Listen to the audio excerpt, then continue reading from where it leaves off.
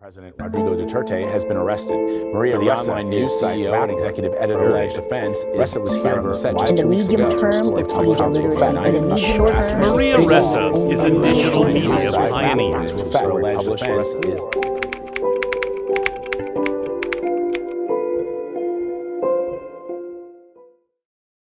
Okay, so for today, we're going to talk about the Maria Ressa or the Maria Ressa case, or simply the breach on the freedom of the press case.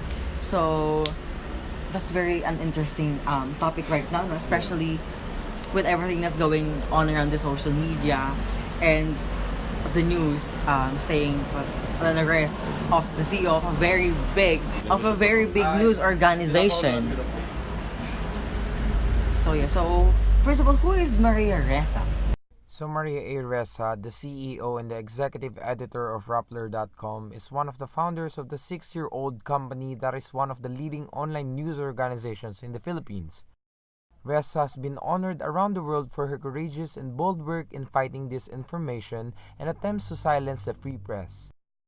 In 2018, she was named Time Magazine's Person of the Year and won prestigious Golden Pen of Freedom Award from the World Association of Newspapers and News Publishers, the Knight International Journalism Award of the International Center for Journalists, the Gwen Ifill Press Freedom Award of the Committee to Protect Journalists, and the Journalists of Courage and Impact Award of East West Center. But earlier this year, an arrest warrant was released against her. Philippine President Rodrigo Duterte has been arrested. Maria Ressa is CEO and executive editor for the online news site Rappler. Her alleged offense is cyber libel, related to a story published before the country's cyber libel law went into effect. The crime of cyber libel. This issue spurred the arguments and discussions, especially in the cyberverse. Discussions arguing how freedom of the press is a threat. The complaint was filed by businessman Wilfredo Keng 5 years after a story was published on May 29, 2012, or months before the cybercrime law was enacted. The filing of the case was said to be ridiculous and groundless. So I had to sign in front of the fiscal and swear to my counter affidavit on the cyber libel case. The filing of this will be tomorrow, along with the board of directors of Rappler. Right? In the past, I've called the case ludicrous. Now let me add the word ridiculous. This is No less than NBI Cybercrime Division Chief Manuel Eduarte closed an investigation in February 2018 after finding no basis to proceed. Given that the 1-year prescriptive period had lapsed, 8 days later, however, the NBI revived the case and filed it with the Department of Justice on the basis of a theory they call continuous publication. This is a dangerous model that puts anyone, and not just the media, who publishes anything online constantly in danger of being charged with libel. It can be an effective tool of harassment and intimidation to silence critical reporting on the part of the media. Moreover, the DOJ added that the offense charge has not prescribed. Under RA 1075 or the Cybercrime Act of 2012, if libel is committed by, through, and with the use of information and communications technologies, the nature of the crime changes to cyber libel, which is said prescribes in 12 years. Clearly then, Ressa was not charged with ordinary libel under the revised penal code, which prescribes in 1 year. Okay, so first of all, what confuses me is that the arrest warrant was released February 12, 2019, but she was arrested the day after, February 13, 2019. What do you think? Why is that? I have no idea, personally. Yeah, same. Because if the arrest warrant was released on that day, why would you not arrest the person on the same day? What would be the complications? What would the situation present for the authorities not to arrest the person?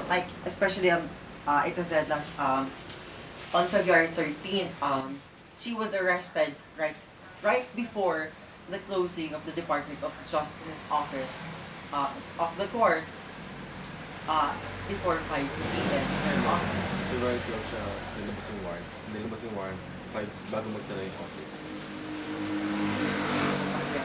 Alam nila, girl.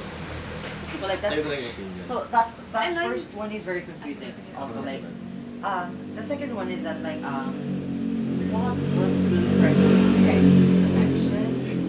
Like Lagi kabit eh. Akin yung cake, sa kanya yung opinion. And one question that came into mind also was, what's the connection between Wilfredo Keng and why was he the one who filed a case against Maria Ressa? Do you guys have an idea? yeah, like if as if it's like it is said that Wilfred King was a businessman. So like what would drive him to file a case 5 years after this article was released?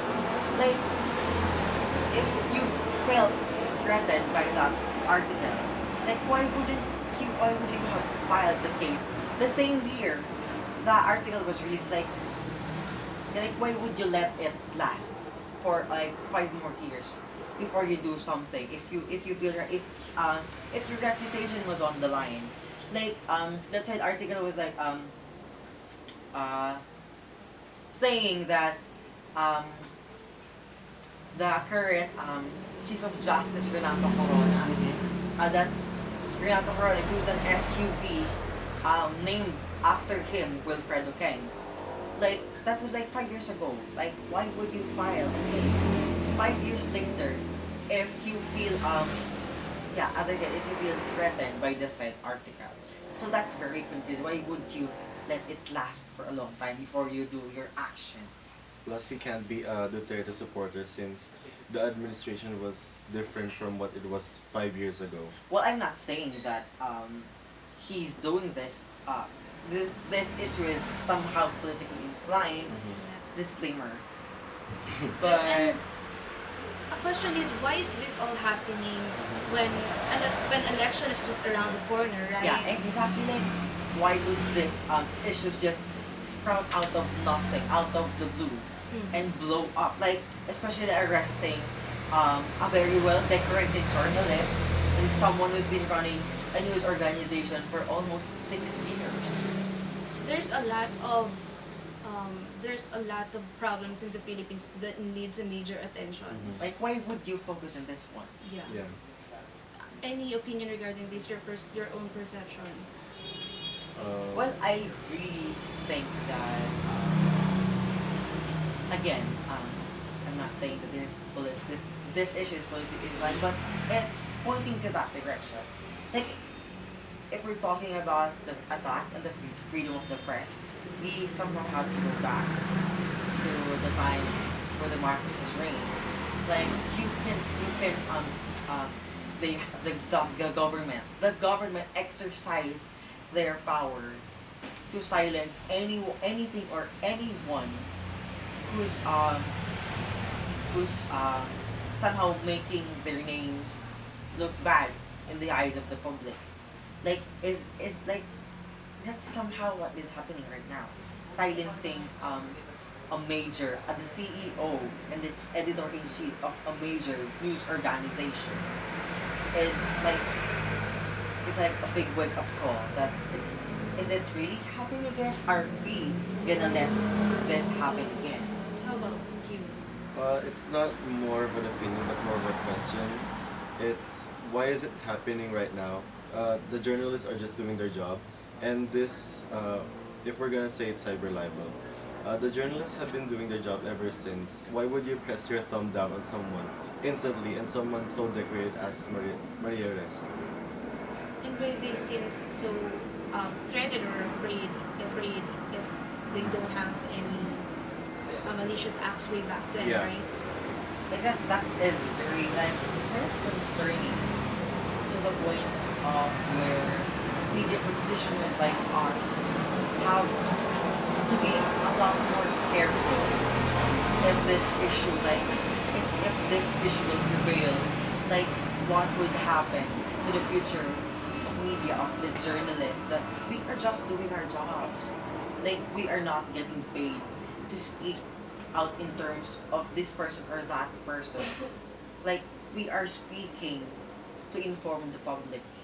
They also just want to raise awareness of what is happening in their environment or in our nation, right? So there's no specific norms of when it comes to publishing news, most especially if that is true, right?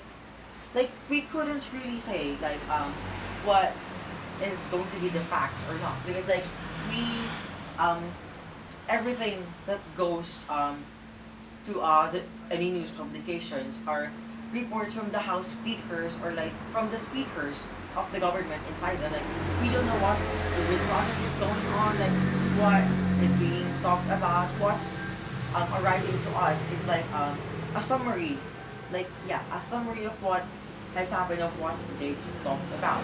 And also We cannot just have a rate of habeas data with this happening. It's gonna be dictatorship all over again. And again, the media and the press is not the puppet of the government. Like, we don't choose sides. We just do our jobs and inform the public what they needed to know. Silencing the media, it's just like silencing the voice of the people. Silencing the media is just like silencing the voice of the society.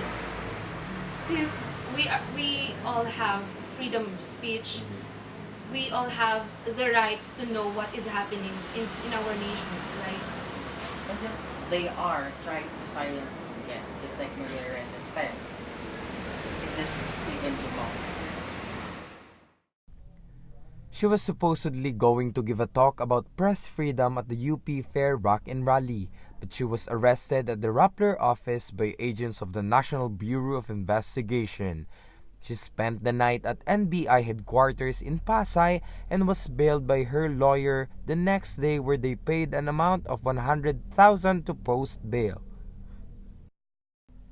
Arresting Maria Ressa is an admission of this administration's move to silence the press, who aims to deliver the true state of our nation.